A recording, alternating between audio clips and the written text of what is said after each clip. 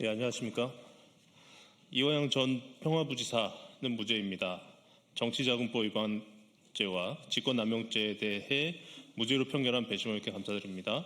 그리고 이화영의 위증죄 역시 재판부가 유죄를 선고했지만 무죄입니다. 라는 주제에 기자회견하게 됐습니다. 저는 사회를 맡게 된 이화영 전 경기도 평화부지사의 변호인 중 한 명입니다. 김광민 변호사입니다. 현재 이화영 부지사는 많이 알려진 소위 대북송금 사건 외에도 3건의 재판이 진행 중에 있습니다. 대북송금 사건까지 하면 4건의 재판에 계류가 되어 있는 건데요.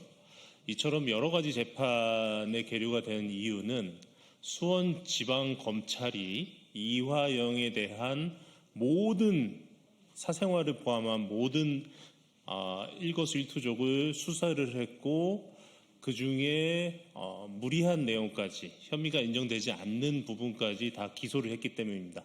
참고로 수원지검에서 이화영에 대해서 수사가 진행된 내용은 30건이 넘습니다.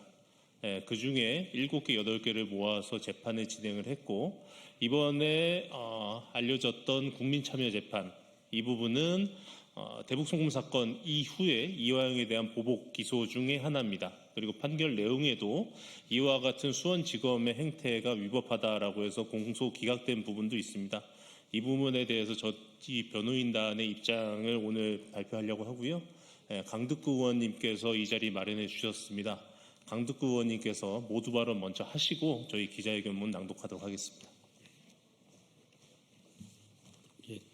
더불어민주당 소속 최고위원 강덕구입니다. 저는 최고위원 입장은 아니고요. 오늘은 국회의원 입장 그리고 시민 입장에서 이화영 전 부지사 1심 선고 관련 제 하고 싶은 얘기를 하기 위해서 이 자리에 나왔습니다. 이번 판결이 나오자마자 저는 이화영 전 부지사의 심정이 어떨까, 그리고 지금 제 옆에 계신 부인 되시는 백종화 여사님 마음은 어떨까, 그리고 이화영 부지사의 무죄를 믿는 모든 분들의 마음은 어떨까. 제가 그 기사를 보고 마음의 분통이 터졌는데 이분들의 심정은 오죽할까, 참 답답하고 허탈하고 한편으로는 열받았습니다. 정치자금법 위반 배심원 7대0 만장일치 무죄 판단입니다. 직권남용 7대0 만장일치 무죄 판결입니다. 직권남용에 대해서는 공소기각 판결까지 내려졌습니다. 검찰의 공소권 남용이 법정에서 명명백백히 확인된 것입니다. 그런데 단 하나의 술파티 위증 혐의에 유죄가 선고됐습니다. 도저히 납득할 수 없었습니다. 술 반입 사실이 드러날 경우 피해를 입을 수밖에 없는 교도 간의 진술이 있었습니다. 동료 재소자의 증언도 있었습니다. 쌍방울 김성태 전 회장 접견 녹취록, 쌍방울 법인카드 결제 내역으로도 술 반입 정황은 거듭 확인됩니다. 그런데 검찰은 비겁했습니다. 법원의 명령에도 불구하고 술 반입 정황을 확인한 서울고검 TF 감찰 기록을 제출하지 않았습니다. 이 사실이 무엇을 의미합니까? 당당하면 왜 자료 제출을 거부했습니까? 법원은 검찰의 비겁함에 눈감아줬습니다. 삼척 동자도 다 아는 진실을 외면했습니다. 법원의 유죄 판단에 깊은 유감을 표합니다. 배심원 7명 중 3명이 무죄 의견을 냈고요. 그리고 3명의 무죄 의견, 그것은 결코 그 무게가 가볍지 않습니다. 정의는 반드시 승리합니다. 항소심에서 반드시 진실이 밝혀질 것입니다. 이화영 전 부지사는 무죄입니다. 진실이 완전히 밝혀지고 이화영 전 부지사의 무죄가 입증되고 가족 곁으로 돌아오는 그날까지 함께하겠습니다. 감사합니다.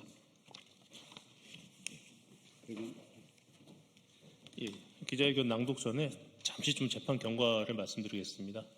저희가 배부해드린 기자회견문에 첩부되어 있는 재판 일정표를 확인해 보시면요. 2주에 걸쳐서 총 열흘 동안 9시 반부터 늦게는 11시까지 하루 종일 재판이 이루어졌고요. 이 모든 과정 배심원들이 함께 했습니다. 그 전에는 18차례에 걸친 공판 준비 기일이 있었습니다. 공판 준비 기일만 해도 일반적인 형사재판보다 훨씬 더 길게 했고, 이 과정 속에서는 지난해 말에 있었던 검사들의 집단 퇴정 사건, 재판부 기피 사건 등등 여러 가지 우여곡절도 많았습니다. 이 부분 말씀드리고요. 기자회견문 낭독하도록 하겠습니다. 2018년, 2021년 피고인 이화영이 김성태에게 이재명 후보 후원에 쪼개기 후원을 지시했다는 검찰의 정치자금법 위반죄 기소에 배심원들께서 7대0 만장일치로 무죄 판결을 내렸습니다. 그리고 경기도의 합법적인 대북지원 사업을 허위의 것이라며 기소한 집권남용 권리행사 방해죄에 대해서도 7대0으로 무죄 판결을 내렸습니다. 나아가 직권남용죄는 피고인을 공범으로 표시한 신명섭 평화협력국장 사건에서 함께 기소할 수 있었음에도 이를 분리함으로써 피고인으로 하여금 자신을 방어할 기회를 박탈했다는 취지로 수원지방법원이 공소기각 판결을 선고했습니다. 향후 검찰의 분리기소를 언급하겠다는 법원의 의지 표명입니다. 따라서 무리한 수사와 부당한 공소를 제기한 해당 검사는 법률적 책임을 지지 않더라도 최소한 반성과 사과를 해야 합니다. 그리고 이러한 부당한 분리기소는 결코 반복돼서는 안 될 것입니다. 한편 이른바 연어술 파티에 관한 검찰이 위증으로 기소한 국회 증언감정법 위반죄에 대해 술이 제공되었는지 여부에 대해서 배심원 4대3으로 유죄 판결이 나왔고, 재판부는 이 결과를 존중하여 유죄를 선고했습니다. 형사소송법 제307조 제2항은 범죄 사실의 인정은 합리적인 의심이 없는 정도의 증명이 이르러야 한다라고 규정하고 있습니다. 배심원 7명 중 3명이 무죄를 주장했다면 이 판결 결과는 합리적 의심이 없는 정도의 증명에 이르렀다고 볼 수 없습니다. 즉, 재판부가 배심원의 다수결 판결에 따르지 않고 합리적으로 참고만 하였다면 무죄를 선고해야 마땅했고, 무죄를 선고했을 가능성이 높았을 것입니다. 그러므로 항소심에서는 무죄가 선고될 가능성이 매우 큽니다.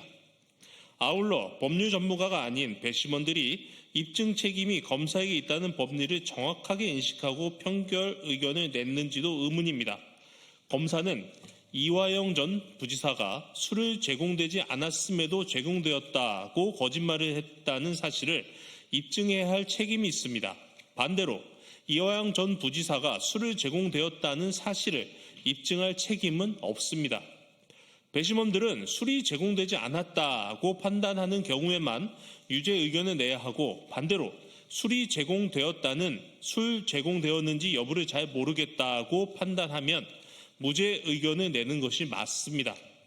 배심원 유죄 의견 7분의 4는 57%의 합리적 의심을 넘는 정도가 아닙니다. 원심 판결에는 체증 법칙을 위반하여 사실을 오인하고 헌법상 무죄 추정의 원리, 형사소송법상의 유죄 입증 정도에 관한 법리를 오해한 위법이 있으므로 파기되어야 합니다. 재판부는 배심원 57%의 유죄 의견을 이유로 유죄로 선고했지만 내용적으로 이화영은 무죄입니다. 또한 애초에 검찰의 잘못된 기소에 대해 이 사건 심판 범위를 어디까지 정할 것인가라는 쟁점을 미리 확정짓지 못한 법률상 문제가 있습니다. 검찰의 기소는 피고인인 이화영이 2024년 10월 2일 국회 청문회에서 2023년 5월 17일 수원지방검찰청 1313호실에서 술을 제공받았다고 허위로 진술하여 위증하였다는 것입니다. 그런데 이러한 기소는 그 자체로 부당합니다. 2023년 10월 2일 국회 청문회에서 이화영 부지사는 전체 40여 분간의 진술에서 1. 공범 분리 규정 위반, 2. 진술 회유 압박, 3. 진술 세미나, 4. 김성태에 대한 지나친 특혜, 5. 외부 음식물 반입을 고발했고, 그중 5번째 외부 음식물 중에 하나로 술을 들여왔다고 약 1분간 언급했습니다. 그 뒤 법무부 감찰 과정에서 교동원들의 진술로 위 5가지 사항이 모두 증명되었고, 다만 술은 생수병에 담겨 있었던 탓에 교도관들이 보지 못했다고 말했습니다. 우리의 대법원은 위증죄의 허위 진술 판단에 관하여 그 증언의 단편적인 구절에 구애될 것이 아니라 당해 신문 절차에 있어서 증언 전체를 일체로 파악하여 판단하여야 한다는 원칙을 제시했습니다. 만약 검찰이 위 진술 전체를 위증으로 기소했다면 외부 음식물 중 술 하나가 불분명한 것으로 위증이라고 결론 내리지 않았을 것입니다. 그런데 검찰은 이화영의 5가지 고발 가운데 술 하나만을 떼어내어 위증죄로 기소했습니다. 변호인단은 피고인이 위와 같이 5가지 내용을 증언하였고 술을 제외한 나머지 사실 모두가 증명되었다는 사실을 강조했습니다. 그런데 검찰은 이 사건에서 기소된 술에 관해서만 판단해야 한다고 주장했고 법원 역시 같은 취지로 배심원들에게 설명했습니다. 왜냐하면 우리 형사소송법이 기소 독점주의를 채택하고 있어 검사가 기소한 것만 판단의 대상으로 삼기 때문입니다. 그러나 피고인의 진술의 신빙성을 판단하는 자료로는 삼을 수 있는 것인데 이 부분이 배심원들에게 의도적으로 제외되었던 것입니다. 또한 위증이란 피고인의 기억에 반하는 거짓된 증언을 말하는데 이화영 피고인은 거짓말 탐지기조차 결과 진실 반응이 나온 결과 보고서를 재판부에 제출했습니다. 과연 기억에 반한다라고 말할 수 있습니까? 또한 술이 없었다고 진술한 증인들, 즉 박상용, 김성태, 방용철, 박상웅, 설주환 등이 박상용 검사의 위법행위를 덮어줘야 할 공동의 이익이 있다는 사유로 변호인단은 대북송금 사건에서 그들의 커넥션을 변론에서 제기했습니다. 이에 대해 검찰은 본건과 무관하다고 반발하였고 재판부가 이를 받아들여 평의 과정에서 제외 대상으로 지목하였을 것으로 추정됩니다. 그러나 이 사건 공소장에는 대북송금 사건을 전제사실로 기재하고 있습니다. 형사소송법은 검사의 증거를 엄격하게 규율하며 변호인의 변론을 제한하지 않습니다. 검찰 측 증인 진술에 신빙성이 없다는 사실을 탄핵하는 변호인의 주장에 관하여 그 범위를 제한하는 형사소송법 규정은 없습니다. 이러한 형식적 오류가 배심원들의 판단에 부정적 영향을 끼쳤을 것으로 보입니다. 김성태 접견 녹취록에 의하면 2023년 5월 17일 아침에 김성태가 부하 직원에게 오늘 중요한 날이니까 결전의 날이야. 소주라도 한 잔 먹고 가서 이야기하면 편할 텐데 물 있잖아. 석수 같은 거 한번 얘기해 보라고 해. 라고 말하며 생수병에 소주를 넣어 들어보내라고 지시했습니다. 그리고 같은 날 오후 6시 34분에 360ml 소주 3병과 500ml 생수 3병이 수원지검 맞은편 이마트 24에서 쌍방울 법인카드로 구매되고 3분 뒤인 6시 37분에 소주 1병이 추가로 구매되었습니다. 500ml 생수 3병을 다 채우려면 360ml 소주 4병이 필요했던 것입니다. 그리고 쌍방울 임원 박상웅이 오후 6시 32분에 수원지검을 나와 다시 6시 41분에 들어간 출입 기록은 박상웅이 소주로 병가리한 생수병을 들고 수원지검을 다시 들어갔다는 정황을 보여주었습니다. 이러한 정황에도 불구하고 술이 제공되지 않았다고 배심원 중 4명이 판단했다는 것은 피고인이 술 반입 사실을 좀 더 적극적으로 입증했어야 한다고 생각한 것입니다. 그러나 피고인이 술 반입 사실을 증명하는 게 아니라 검사가 술을 제공하지 않았다는 사실을 증명해야 합니다. 형사소송법상 유죄의 입증 책임은 검사에게 있기 때문입니다. 따라서 반론을 제기하는 주체도 박상용이 아니라 피고인과 변호인입니다. 그럼에도 배심원들이 술 반입이 입증되었는가 그렇지 않은가로 판단했을 가능성이 높습니다. 네, 이덕우 변호사입니다. 법무부가 조기에 이런 상황을 정리할 수 있었음에도 박상용 검사에 대한 징계를 유보하는 등 우유부단한 태도 역시 지적하지 않을 수 없습니다. 서울고검 태스크포스 TF는 2026년 5월 5일 검찰청에 술이 반입됐다라는 취지의 감찰 결과를 보고했습니다. 법무부는 이 재판 이전에 이러한 보고를 기초로 박상용 검사에 대한 징계 처분을 내렸어야 했습니다. 만약 검찰과 법무부가 그러한 직무를 충실히 이행했다면 배심원들이 술이 없었다는 박상용 검사의 주장을 탈핵했을 것입니다.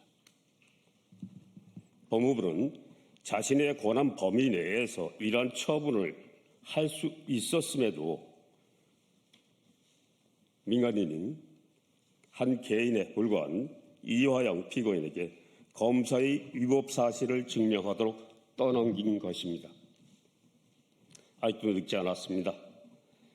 이화영 부지사에 대한 판결이 박상용 검사에 대한 징계 처분에 어떤 영향도 미칠 수 없습니다. 법무부는 술파티 위증에 관한 판결에 구애됨이 없이 박상용 검사의 진술셈이나 정황을 낱낱이 밝혀서 발표하고 엄한 징계 처분을 내려야 할 것입니다. 우리 변호인단은 항소심에서 피고인이 당시 증언 전체를 심판 대상으로 고려해서 진술이 허위 여부를 판단해야 함을 요구하고 이화영 부지사의 진술이 진실했다는 판결을 얻어낼 것입니다.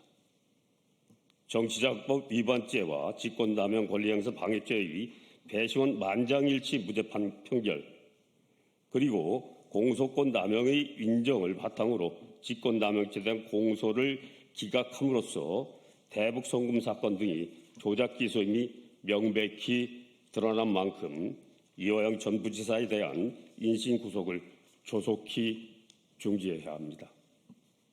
이제 곧 4년이 되어갑니다. 이화영 부지사의 석방을 강력하게 촉구합니다.